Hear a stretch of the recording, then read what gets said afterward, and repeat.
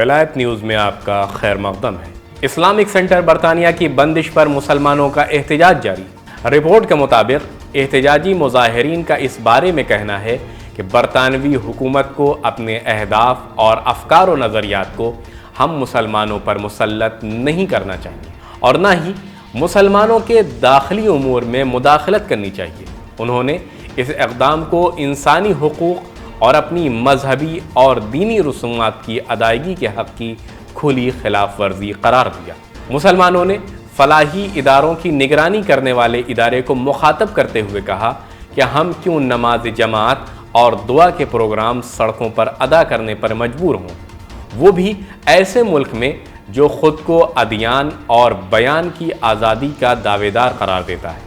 اس سے قبل برطانیہ میں دسیوں اسلامی اور شہری اداروں، تنظیموں اور شخصیات نے اسلامک سینٹر اور مسلمانوں کے امور کی نگرانی کے لیے ایک غیر مسلم ڈائریکٹر کو مسلط کرنے کے حکومتی ادارے کے اقدام پر ایک بیان میں شدید احتجاج کیا تھا۔ لندن میں اسلامی حقوق بشر کمیشن کے سربراہ مسعود شجرا کا کہنا ہے یہ اقدام انسانی، شہری اور دینی آزادیوں کے اصول کے منافی ہے۔ برطانیہ میں فلاحی امور کے کمیشن نے گزشتہ مہینے اس مرکز کے بورڈ آف ٹرسٹیز کو برطرف کر کے ایک غیر مسلم خاتون ایما موڈی کو اس مرکز کی مینیجنگ ڈائریکٹر بنا دیا تھا۔ مسلمانوں نے اس اقدام کو برطانیہ کی مسلم کمیونٹی کی کھلی توہین قرار دیا ہے۔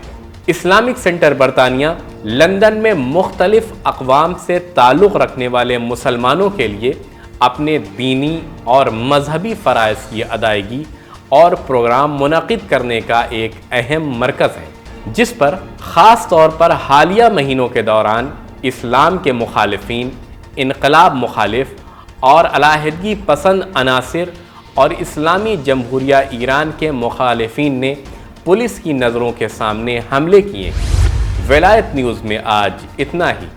بین الاقوامی اور اسلامی دنیا کی خبروں کو جاننے کے لیے ولایت نیوز سے جڑے رہیے۔